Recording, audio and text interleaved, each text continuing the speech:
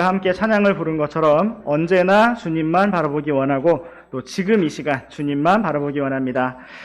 이 시간 함께 보실 하나님의 말씀은 민수기 18장 6절과 7절 말씀입니다. 보라, 나 곧 내가 이스라엘 자손 가운데서 너희 형제들 즉 레위 사람들을 취하고 주를 위한 선물로 그들을 너희에게 주어 회중의 성막에서 섬기는 일을 하게 하였나니, 그러므로 너와 또 너와 함께하는 네 아들들은 제단과 시장 안의 모든 것에 대하여 너희의 제사장 직무를 지키고 너희는 섬길지니라. 내가 너희의 제사장 직무를 너희에게 섬김의 선물로 주었으니 가까이 오는 낯선 자는 죽일지니라. 저는 오늘 이 시간 선물이라는 제목으로 하나님의 말씀과 은혜를 나누기 원합니다. 선물, 우리 잠시 기도하고 시작하겠습니다. 하나님 아버지, 이 오후 시간에 우리가 이렇게 주님 앞에 다시 한번 모일 수 있도록 귀한 시간 허락해 주셔서 감사합니다. 이 시간을 주님 권능의 손으로 붙잡아 주시고 친히 말씀해 주시기를 원합니다. 우리의 마음을 성령님으로 충만케 하시고 살아있고 권능이 있는 말씀으로 풍성하게 넘치게 채워주시기를 원합니다. 이 시간을 주님께 온전히 맡겨드리며 우리 주 예수 그리스도의 이름으로 기도드렸습니다. 아멘. 네, 오늘 말씀의 제목은 선물입니다. 이 세상에 선물 받기를 싫어하는 사람은 아무도 없을 것입니다. 선물은 사람들의 마음을 열어주고 위로와 기쁨과 힘을 줍니다. 잠언 말씀에서도 선물에 대해 여러 가지로 말씀하고 계신데 우리 잠시 잠언 말씀을 세 구절만 찾아보시겠습니다. 먼저 우리 함께 잠언 17장 8절 말씀을 보시겠습니다. 시작. 선물은 그것을 가진 자가 보기에 보석 같으므로 그것은 어디로 향하든지 성공하느니라. 네, 이 말씀에서는 선물이 보석과 같고 그것이 어디로 향하든지 성공한다고 말씀하고 있습니다. 이처럼 성경은 선물이 가치가 있고 또 성공적이라는 사실을 보여주고 있습니다. 또한 우리와 함께 바로 옆에 다음 장으로 가셔서 잠언 18장 16절 말씀도 읽어보시겠습니다. 시작. 사람의 선물은 그를 위해 길을 내며 위대한 자들 앞으로 그를 인도하느니라. 네, 이 말씀은 선물의 위력을 보여주고 있습니다. 사람의 선물은 사람을 위해 없는 길도 내고 막힌 길도 뚫으며 그를 위대한 자들 앞으로 인도한다고 말씀하고 있습니다. 우리가 여기에서 오해하지 말 것은 여기에 나타난 선물은 어떤 특정한 일에 대해 부당한 대가를 얻으려고 주는 뇌물과는 달리 순수한 마음으로 사랑과 관심으로 주는 말 그대로 선물을 가리키는 것입니다. 이제 우리 함께 또 한번 다음 장으로 가셔서 잠언 19장 6절 말씀을 보시겠습니다. 시작. 많은 사람이 통치자의 호의를 간청할 것이요 선물을 주는 자에게는 모든 사람이 친구가 되느니라. 네, 성경은 많은 사람이 통치자의 호의를 간청하는 것처럼 많은 사람이, 모든 사람이 선물을 주는 자의 친구가 될 것이라고 말씀하고 있습니다. 이처럼 사람들은 선물을 좋아합니다. 우리가 사람으로부터 선물을 받아도 그것이 참 고맙고 귀하고 소중할 텐데 우리가 하나님께로부터 선물을 받는다면 그것은 얼마나 더 크고 놀라운 일일까요? 오늘 우리는 민수기 말씀에 나타난 이스라엘 자손을 향한 또 레위 지파를 향한 선물이 무엇인가를 함께 살펴보고자 합니다. 또한 이러한 말씀들을 통해서 하나님께서 우리에게 주신 선물, 바로 나에게 주신 선물이 무엇인가를 생각해 보고자 합니다. 주님께서 이 시간을 친히 주관해 주시기 원합니다. 이제 우리 다시 민수기 말씀으로 돌아오셔서 민수기 18장 1절 말씀부터 보시겠습니다. 시작. 주께서 아론에게 이르시니라. 너와 내 아들들과 너와 함께하는 내 아버지 집은 성소의 불법을 담당할 것이요 너와 또 너와 함께하는 내 아들들은 너희의 제사장 직분의 불법을 담당할지니라. 네, 오늘의 말씀은 아론에게 제사장 직분에 대해 말씀하시는 주의 말씀으로부터 시작되고 있습니다. 하나님께서 이렇게 제사장 직분에 대해 말씀하시는 것은 대제사장 아론의 직분에 대한 고라와 다단과 아비람의 도전과 반역이 있었기 때문이고 250명의 유명한 통치자들과 온 회중의 반란과 함께 재앙이 있었기 때문입니다. 하나님께서는 아론의 쌍난 막대기를 통해 자신이 부르시고 선택하신 사람이 누구인가를 분명히 보여주신 이후에 오늘과 같은 말씀을 아론에게 새롭게 주셨습니다. 하나님께서는 아론의 집안이 성소의 불법을 담당하고 제사장 직분의 불법을 담당하라고 말씀하셨습니다.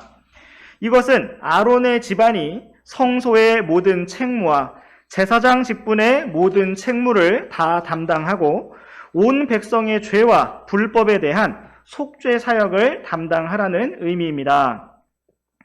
사실 이스라엘의 다른 지파들은 대제사장의 직분을 시기하고 탐내고 도전하였을지 모르지만 정작 아론의 입장에서는 이러한 책무가 심히 무겁고 어려웠을 것입니다.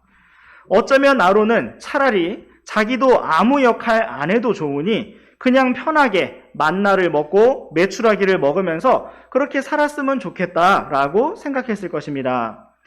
만약 아론이 대제사장이 되지 않았더라면 그의 두 아들 나답과 아비후도 다른 불을 들였다가 죽임을 당하는 일을 겪지 않았어도 될 것이고 어쩌면 지금까지도 잘 살아 있었을 수도 있는 것입니다. 그러나 하나님께서는 아론을 부르셨고 그의 집안에게 성소의 책무와 제사장의 직분을 맡기셨습니다. 이것은 아론의 집안에 주신 주님의 부담이었고 담당해야 할 짐이었으며 또한 귀하고 영광스러운 선물이었습니다.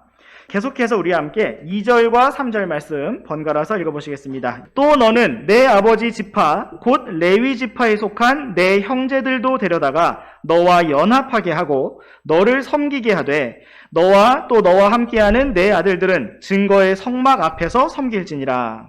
그들은 너에 관한 책무와 온 성막에 관한 책무를 지킬 것이나 오직 성소의 기구들과 제단에는 가까이 하지 말지니 이것은 그들뿐만 아니라 너희 또한 죽지 아니하게 하려 함이라. 먼저 아론의 집안에 대해 말씀하셨던 하나님께서는 이제 레위 지파에 대해서 말씀하셨습니다. 하나님께서는 아론의 집이 성소의 책무와 제사장의 직분을 맡을 것이고 레위 지파의 형제들은 아론의 집안과 연합하여 제사장들을 섬겨야 한다고 말씀하셨습니다. 여기에서 제사장들을 섬긴다는 것은 제사장들이 레위 사람들을 하인처럼 대하면서 개인적인 모든 심부름을 시킬 수 있다는 뜻이 아니라 성막에서 섬기는 일에 관하여 일을 지정하고 돕게 할 수 있었다는 것입니다. 레위 사람들은 제사장이 성소 안에서의 섬김과 속죄 사역에 전념할 수 있도록 희생물을 관리하고 불탄 재를 처리하고 성막에 필요한 여러 가지 일들을 돌아보고 챙기는 돕는 역할을 감당했어야 합니다. 그러면서도 그들에게 명백한 섬김의 경계가 주어졌는데 그것은 바로 3절 말씀에 기록된 것처럼 성소의 기구들과 제단에는 가까이 가지 말았어야 한다는 것입니다. 계속해서 이어지는 4절과 5절 말씀 번갈아서 읽으시겠습니다. 그들은 너와 연합하여 성막에서 섬기는 모든 일을 위해 회중의 성막에 관한 책무를 지킬 것이요 낯선 자는 너희에게 가까이 오지 못할지니라. 너희는 성소에 관한 책무와 제단에 관한 책무를 지키라. 그러면 진노가 다시는 이스라엘 자손에게 닥치지 아니하리라. 하나님께서는 다시 한번 레위 사람들과 아론의 집안이 지켜야 할 책무를 정리해주고 계십니다. 4절 말씀처럼 레위 사람들은 아론과 연합하여 성막에서 섬기는 모든 일을 위해서 책무를 지켜야 했습니다. 또한 5절 말씀처럼 레위의 집안은 성소에 관한 책무와 제단에 관한 책무를 지켜야 했습니다.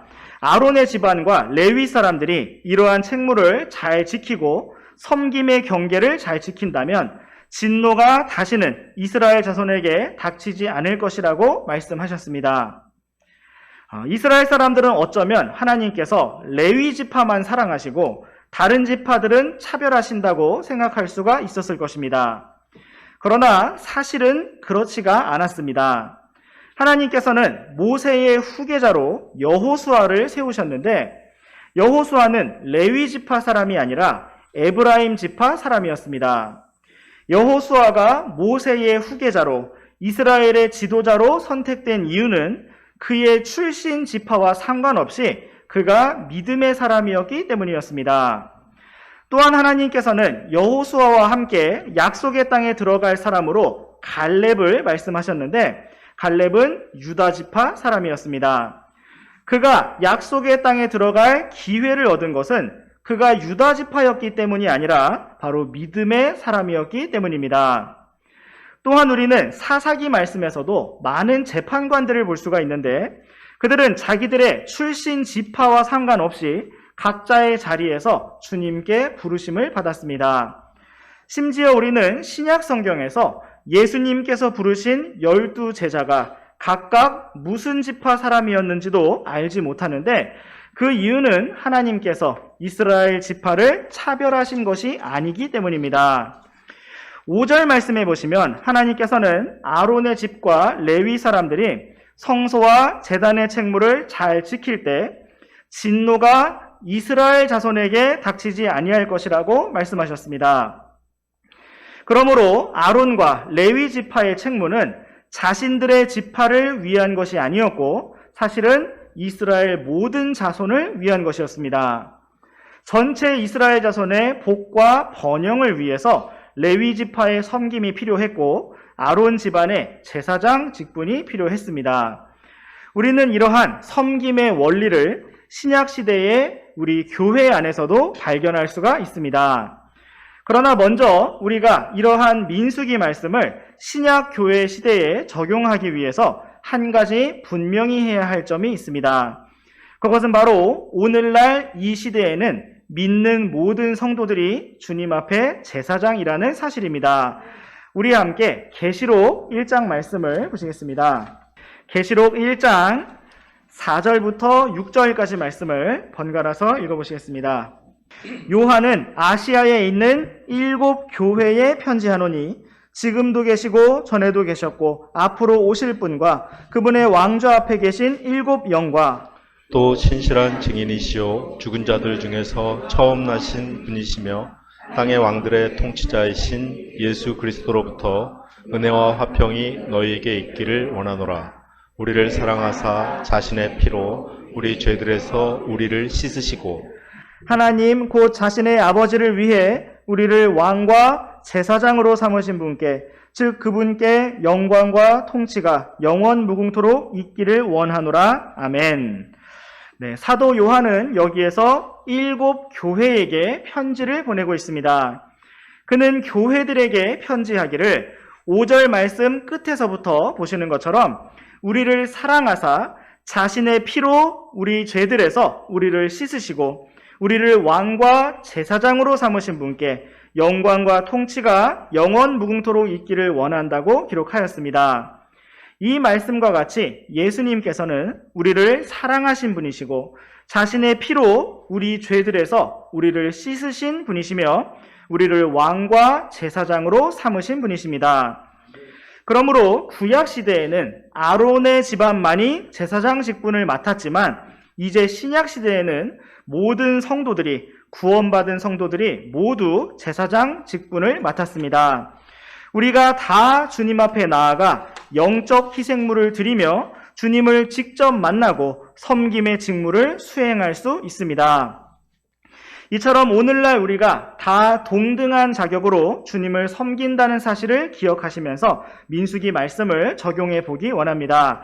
다시 민수기 18장 말씀으로 돌아와 보시겠습니다. 민수기 18장 2절 말씀을 다시 보시면 하나님께서는 아론에게 명령하시기를 레위 지파에 속한 형제들을 데려다가 너와 연합하게 하라고 말씀하셨습니다. 또한 4절 말씀에서도 보시면 레위 사람들이 아론과 연합하여 성막에서 섬기는 모든 일을 위해 책무를 지키라고 말씀하셨습니다. 이처럼 아론의 집과 레위 사람들은 연합하여서 하나가 되어서 주님을 섬겨야 했습니다. 주님을 섬기기 위해서 이와 같은 연합의 원리가 우리에게도 동일하게 적용됩니다. 주 예수님께서는 십자가를 통해 교회를 한 몸으로 부르셨고, 성령 하나님께서는 화평에 매는 띠로 교회를 하나 되게 하셨습니다. 이스라엘 모든 백성이 성막 주변에 진을 치며 그들 가운데 계신 하나님을 만났던 것처럼 우리는 하나님의 성전이요 교회요 그분의 몸으로서 우리 한가운데 계신 하나님을 만나고 있습니다. 그러므로 우리는 그리스도 안에서 연합되었고 한 몸이 되었습니다. 또한 우리는 민수기 말씀에서 아론의 집과 레위 사람들이 연합되었지만 여전히 그 안에 역할의 차이가 있었다는 사실을 볼 수가 있습니다. 대제사장이 감당해야 할 일이 있었고 그의 아들들인 다른 제사장들이 감당할 일이 있었으며 레위 사람들이 각각 짊어지는 서로 다른 일들이 있었습니다. 모두가 성막을 위해서, 모두가 이스라엘 백성들을 위해서 수고하고 섬겼지만 하나님께서 그들 각각에게 맡겨주신 책무가 서로 달랐습니다. 이처럼 교회 안에서도 우리가 다 제사장으로 주님을 만나고 섬기지만 주님의 몸 안에서도 각자에게 주신 직무와 역할이 있습니다. 우리의 몸에서 눈과 귀와 손과 발의 역할이 서로 다른 것처럼 하나님께서는 지체들 각각에게 서로 다른 역할을 맡겨주셨습니다. 하나님께서 대제사장 아론을 통해서 모든 섬김을 질서 있게 이루셨던 것처럼 교회 안에서도 이러한 질서를 통해 모든 섬김이 아름답게 이루어지게 하십니다. 우리 몸 안에서 쓸모없는 지체가 하나도 없는 것처럼 교회 안에서 모든 지체의 섬김과 역할과 공급이 필요합니다. 우리에게 귀한 교회를 주시고 또 지체들을 주신 주님을 찬양하면서 한 몸인 우리 교회가 더욱더 건강하고 강력하게 일어나서 주님을 섬기기 원합니다. 이제 우리 다시 처음에 읽었던 민수기 18장 6절과 7절 말씀을 다시 한번 읽어보시겠습니다. 보라, 나 곧 내가 이스라엘 자손 가운데서 너희 형제들, 즉 레위 사람들을 취하고 주를 위한 선물로 그들을 너희에게 주어 회중의 성막에서 섬기는 일을 하게 하였나니. 그러므로 너와 또 너와 함께하는 내 아들들은 제단과 휘장 안의 모든 것에 대하여 너희의 제사장 직분을 지키고 너희는 섬길지니라. 내가 너희의 제사장 직무를 너희에게 섬김의 선물로 주었으니 가까이 오는 낯선 자는 죽일지니라. 네, 이 두 구절에서 우리는 선물이라는 단어가 반복하여 등장하는 것을 볼 수가 있습니다. 먼저 6절 말씀에서 레위 형제들을 주를 위한 선물로 아론과 그의 아들들에게 주셨다고 한 말씀을 볼 수가 있습니다. 하나님께서 아론에게 주신 선물은 바로 레위 지파 형제들이었습니다. 또한 우리는 7절 말씀에서 제사장의 직무를 섬김의 선물로 주셨다는 말씀을 볼 수가 있습니다. 한 가지 선물은 하나님을 함께 섬길 수 있는 형제들이었고 또 한 가지 선물은 바로 주님을 섬길 수 있는 직분과 기회였습니다. 이것이 참으로 좋은 선물인 이유는 주님을 섬기고 주님을 누리는 인생이야말로 가장 행복하고 영광스러운 삶이기 때문입니다. 예전에 저의 아들인 우리 호윤이가 4살, 5살쯤 되었을 때 세배를 하고 세뱃돈을 받은 적이 있습니다. 보통 어른들이 어린 아기들에게는 세뱃돈을 많이 안 주시고 1,000원짜리 한 장을 주시기 때문에 호윤이는 그동안 받은 1,000원짜리 파란 종이에 익숙한 상태였습니다. 그런데 어느 날 평생 처음으로 5,000원짜리 세뱃돈을 받게 되었습니다. 옆에 있던 가족들, 다른 어른들은 우와 하면서 축하와 박수와 놀라는 리액션을 하였는데 호인이는 처음 본 이상하게 생긴 주황색 종이를 내던지면서 이거 아니야 고개를 절레절레 흔들면서 뒤로 휙 돌아섰습니다. 이 아이가 그런 행동을 보인 이유는 무엇일까요? 자기가 받은 그 세뱃돈의 가치가 얼마나 더 좋은 것인지를 몰랐기 때문입니다. 우리도 때로 하나님께서 주신 선물이 정말 귀한 것인데 그것이 얼마나 좋은 것인지를 몰라서 내던지고 휙 돌아설 때가 참 많이 있습니다. 주님께서 주신 귀한 선물들을 뒤로 한 채 이 땅에서 썩어질 것들, 불타 없어질 것들을 두 손에 움켜쥐고 살아갈 때가 참 많이 있습니다. 그러나 하나님께서 우리의 눈을 열어주시기 원하고 하나님의 영광을 보게 하여 주시기를 원합니다. 이 시간 우리 함께 하나님께서 우리에게 주신 선물 두 가지를 찾아보시겠습니다. 먼저 에베소서 2장 8절 말씀을 보시겠습니다. 시작. 너희가 믿음을 통해 은혜로 구원을 받았나니 그것은 너희 자신에게서 난 것이 아니요 하나님의 선물이니라. 아멘. 하나님께서 우리에게 주신 가장 놀랍고 귀한 선물은 바로 구원의 은혜입니다. 우리는 다 죄로 말미암아 죽어서 영원한 지옥에 떨어질 수밖에 없는 죄로 가득한 사람들이었습니다. 이러한 우리를 하나님께서 먼저 사랑하셨고 독생자 예수님을 보내주셨습니다. 주 예수님께서는 바로 우리가 받아야 할 심판과 형벌을 우리 대신, 나 대신 다 당하셨고 십자가에서 속죄의 피를 흘리고 죽으셨습니다. 그리고 죽은 자들로부터 3일 만에 부활하셔서 우리에게 영원한 생명과 부활의 확실한 소망을 주셨습니다. 이제 우리는 죽음이 두렵지 않고 죽음 이후의 심판도 두렵지 않습니다. 이러한 놀라운 평안과 기쁨과 소망이 오직 은혜로 선물로 주어졌습니다. 우리가 이 땅에서 누군가로부터 그 어떤 값비싼 선물을 받는다 할지라도 주 예수님보다 더 귀한 것이 없기에 주 예수님의 생명으로 주 예수님의 피로 값을 치르고 사신 이 놀라운 구원의 선물보다 더 값진 것이 없습니다. 이처럼 놀랍고 놀라운 선물을 주신 주님을 찬양합니다. 또한 우리 함께 두 번째 선물을 보시겠습니다. 에베소서 3장 7절 말씀입니다. 시작. 내게 주어진 하나님의 은혜의 선물에 따라 그분의 권능이 효력 있게 활동함에 힘입어 내가 복음의 사역자가 되었노라. 아멘. 사도 바울은 자신이 하나님께로부터 받은 은혜의 선물에 대해 기록하였습니다.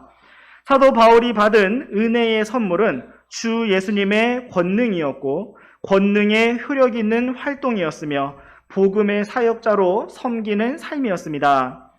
이처럼 하나님께서는 구원이라는 선물과 함께 우리 안에 살아 역사하시는 권능을 주셨고 새로운 섬김의 삶을 주셨습니다. 하나님께서는 사도 바울에게만 이런 특별한 선물을 주신 것이 아니라 구원받은 우리 모두에게 동일한 권능과 섬김의 삶을 선물로 주셨습니다. 사도 바울이 교회들을 향해서 선물이었던 것처럼 또한 사도 바울에게 성도들과 함께하는 형제들이 선물이었던 것처럼 제사장 아론에게 함께 연합하여 섬기는 레위 형제들이 선물이었던 것처럼 우리가 다 하나님의 선물입니다. 나 자신이 교회에게 주신 하나님의 선물이며 교회의 형제 자매들이 내가 받은 하나님의 선물입니다. 하나님께서는 이러한 선물들로 교회를 풍성하게 하셨고 참으로 우리가 넘치는 은혜와 영광 가운데 주님을 더 알아가고 기뻐하며 누리기를 원하십니다. 참으로 우리가 날마다 이러한 하나님의 선물들을 더 알고 풍성히 누리는 길로 나아가기를 원합니다. 오늘 우리는 선물이라는 말씀으로 민수기 말씀을 살펴보았습니다. 하나님께서는 아론에게 섬김의 직무를 선물로 주셨고 함께 섬길 레위 지파 형제들을 선물로 주셨습니다. 이처럼 하나님께서는 우리를 다 은혜로 구원하셔서 왕과 제사장으로 삼으셨고 우리 안에서 권능으로 역사하시며 주님의 몸인 교회 안에서 모든 풍성한 은혜를 누리게 하셨습니다. 우리가 받을 만한 자격이 있어서 받은 것이 아무것도 없으며 모든 것이 오직 은혜의 선물입니다. 우리는 때로 하나님께서 주신 선물의 가치를 알지 못한 채 세상 사람들이 정한 가치관에 따라 결국 영원하지 않은 잠시 있다가 사라질 것들을 바라볼 때가 참 많이 있습니다. 그러나 주님께서 우리의 눈을 열어주셔서 하나님께서 우리에게 주신 영원한 선물들이 무엇인지, 그 풍성한 것이 무엇인지 볼 수 있도록 이끌어 주시기를 원합니다.